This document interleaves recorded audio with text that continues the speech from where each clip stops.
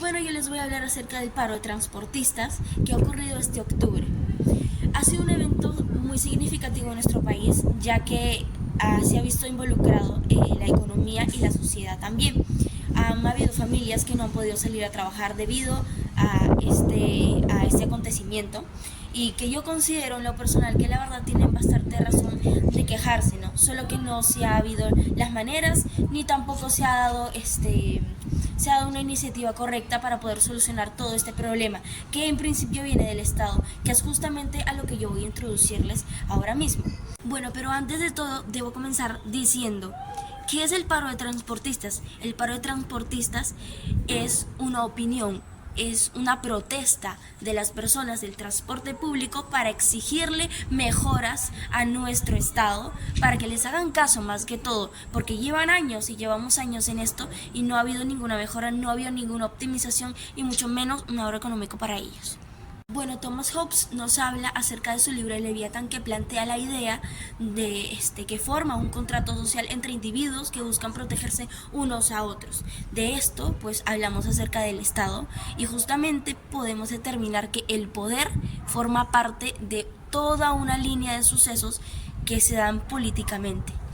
En este sentido, el Estado tiene el monopolio de la fuerza y la autoridad para mantener el orden y la seguridad en toda la ciudadanía. Por ello podemos decir que el Estado peruano no cumplió con la función que debió cumplir desde el principio, ocasionando que el paro se prolongara y que lamentablemente se vieran afectadas la economía, la sociedad y bueno, entre muchas otras cosas. Entonces, en esto podemos decir que Hobbes tenía razón y no se ha cumplido el contrato social.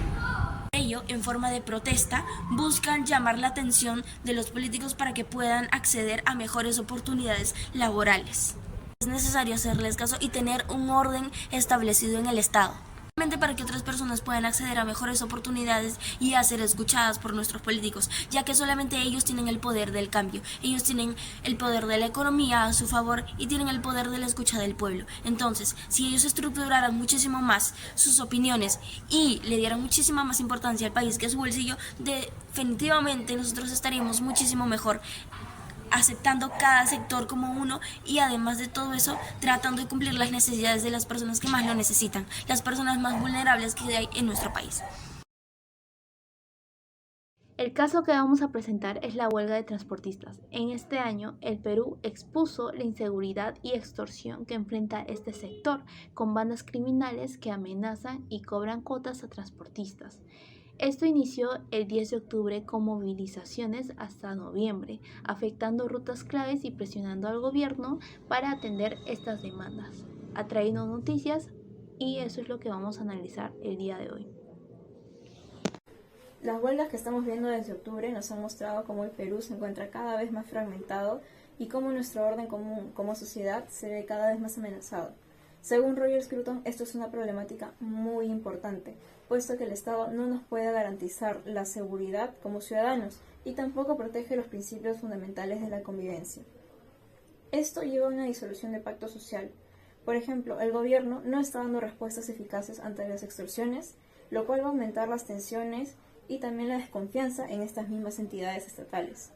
Además, vamos a ver que esto se va a traducir y se va a evolucionar en protestas, bloqueos, paralización económica, que, solamente retroceden al país, incluso con las redes sociales y los medios de comunicación, en esta batalla constante y en esta falta de orden, van a llevar a la polarización del pueblo, la dificultad de llegar a un diálogo, y se va a profundizar mucho más en la fragmentación social que ya teníamos antes.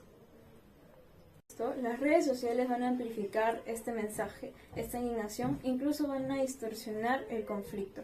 Pueden transformar estas demandas legítimas de los transportistas en espectáculos emocionales que incluso pueden ser recibidos ante el resto de la población como exagerados.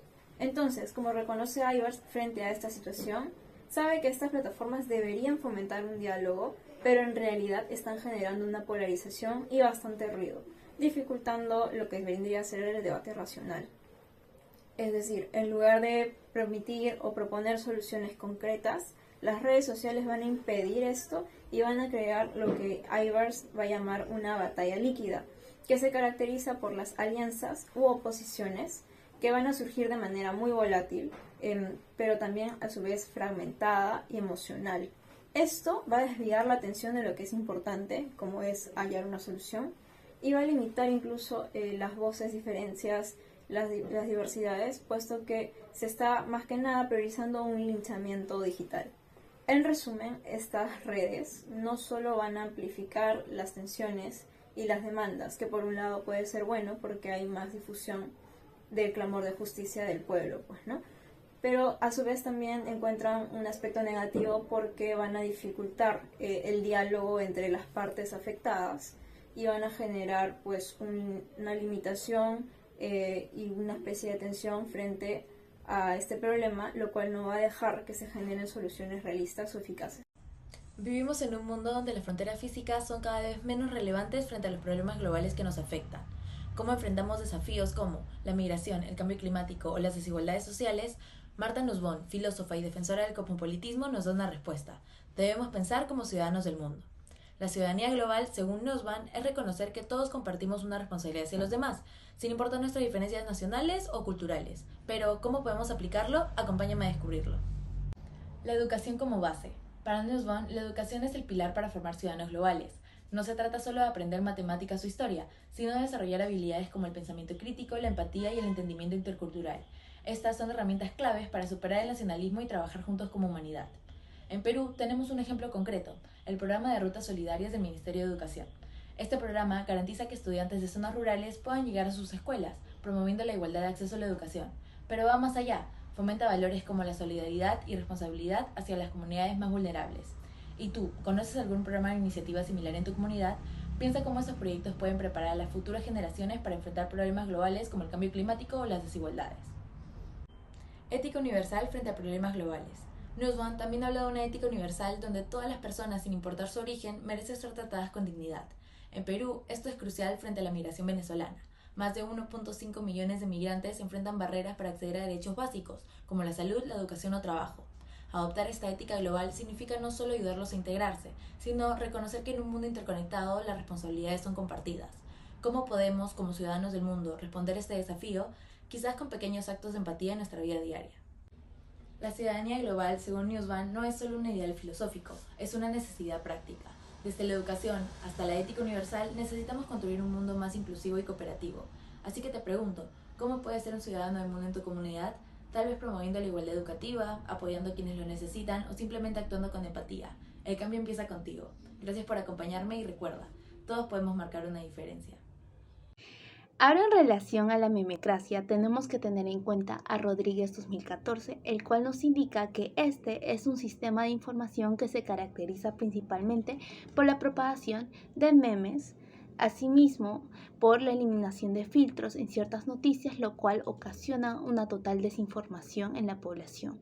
Esto se relaciona con el amarillismo, el cual es un estilo de comunicación que enfatiza meramente los puntos que causan mayor impacto y generan emociones como el miedo, la indignación y curiosidad. En relación al caso, durante la PEC abundaron memes que ridiculizaban las cirugías y vestimentas de la presidenta Dina Boluarte, desviando la atención de los temas que realmente eran importantes durante el evento. Estos memes también opacaron la huelga de transportistas que se dio durante el 13 y 15 de noviembre, con el objetivo de que se visibilicen las problemáticas internas, como en este caso era la extrema corrupción e inseguridad ciudadana.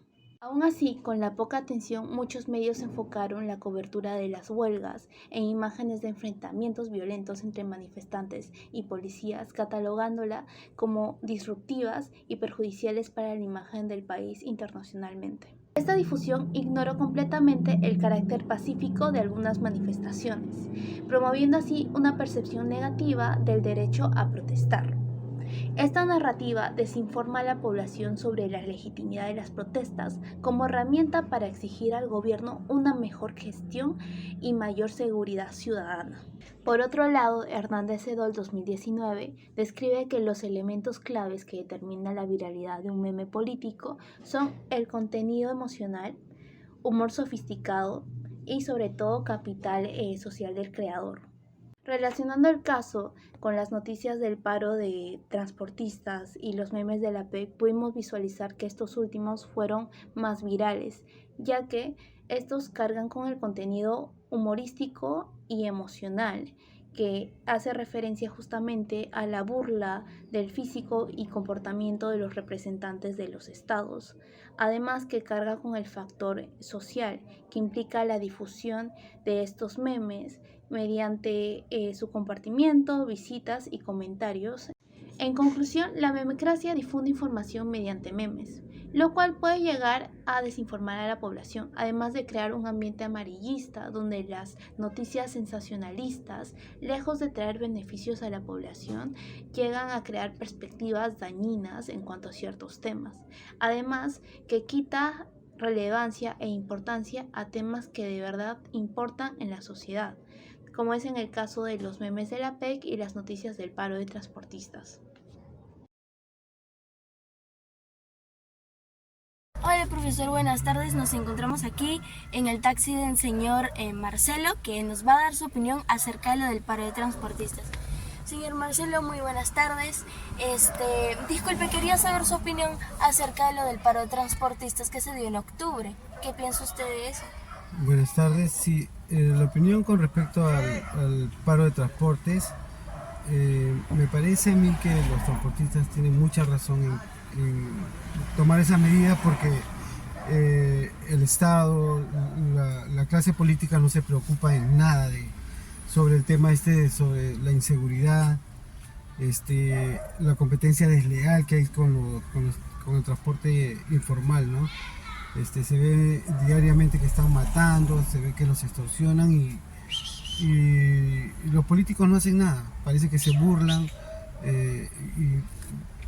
nada, no hacen nada, absolutamente nada con respecto a este tema de la inseguridad, que es lo que más les está afectando a los transportistas y a los usuarios también, ¿no? Claro, definitivamente que esto está terrible.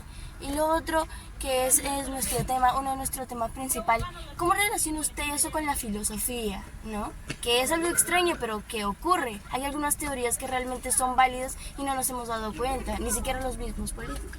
Sí, mire, hay una teoría de Hobbes que trata sobre el poder, ¿no? Y esto llevándolo al tema político, la política tiene el poder de cambiar las cosas y no lo está haciendo, ¿no? Está quedando muy mal con el pueblo. Ellos pueden hacer cambios radicales, pero no toman las medidas necesarias. O sea, no les interesa nada, ni el pueblo, ni siquiera sus familias mismas, ¿no? Porque se dedican a robar y no les interesa la gente que tienen atrás.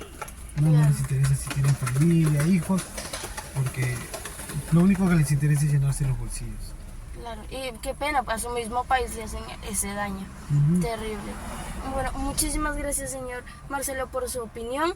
No se preocupe que esto va a llegar a muchas personas y espero que realmente haya un cambio de actitud con todo esto. Muchas gracias. A usted, señorita.